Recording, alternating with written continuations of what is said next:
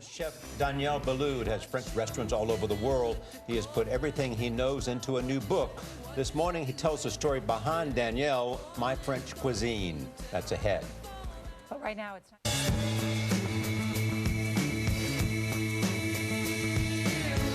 Chef Daniel Boulud has been called a New Yorker who cooks French cuisine. His flagship restaurant, Daniel, is marking its 20th anniversary. Boulud is celebrating with a new book. It is called Daniel, My French Cuisine. The 400-page guide covers every aspect of cooking in his native France. We're pleased to have Daniel Boulud. Welcome. Thank you. Thank you for this wonderful morning here. Is there a reason you call it My French Cuisine?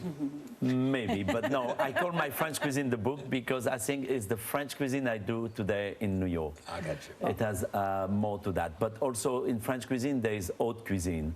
There is the cuisine where the great chefs are known for, right, and the most refined with the best ingredient and the most exclusive and most beautiful wine. And sometime in the most fanciest place, but I was very disappointed, Chef, when you came today. You did not have those braised short ribs and red wine. Yeah. You can eat that. You I know don't you even love need short ribs. I love it. You don't even have to cut it with a fork. But this is the thing that fascinates me about you. You live. I've been to Daniel's many times. You live above the restaurant. Your office is above the restaurant. You even have a glass window that you can look down into the kitchen. Yikes! For the employees that work there. Well, but once I'm home, I'm not watching.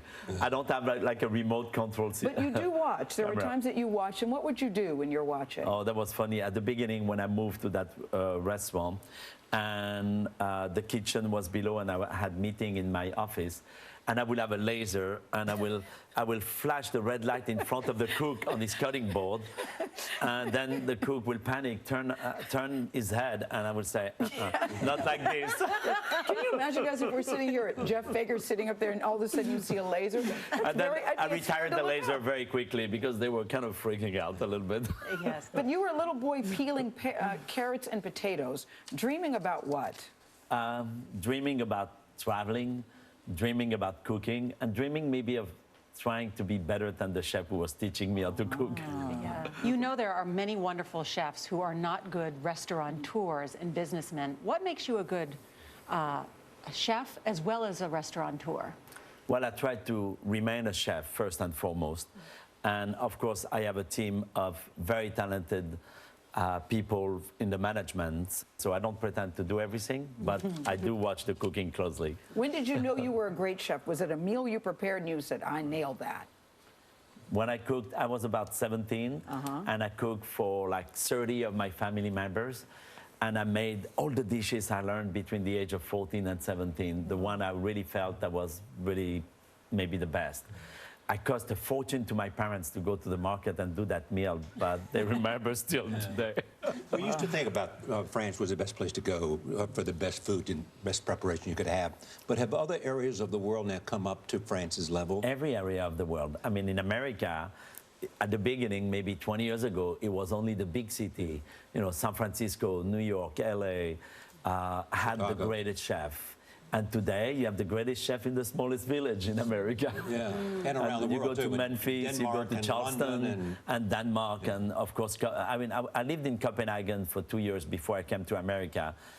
And I really felt I had to become Danish, and I don't think I could stay French. And when I moved to America, I always felt it's okay, I can stay French and live here.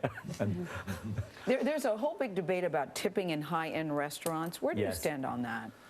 Well, I wish sometime service will be included, and that will solve a lot of problems. Really but I think that tipping is part of the feeling you have about the experience you had from the service and how much you respect the people who does work in service, because they definitely work very hard at coordinating a wonderful moment for you and giving you the best in knowledge of, I mean, they have extreme knowledge in wine often, and they learn to master their manners in a way that it makes you very comfortable to dine in a fancy restaurant. Someone once wrote a book about the last meal, and great chefs predicted their last meal. What would you do? What would you cook for yourself if it was your last meal? If I was my last meal, I'll sit around with my family, and I'll cook all the dishes my grandmother used to cook for me, for sure. She's not here, but I do remember the taste of it. I hope it includes those braised short ribs. I can't Well, say somewhere enough about there them. they will be. I can't say enough about it. And anything with truffles. Anything with truffles. Anything. Thank you. Chef Daniel Boulud, thank you. Thank you. Thank you, John. And caramelized onions, too. Tomorrow, you know where.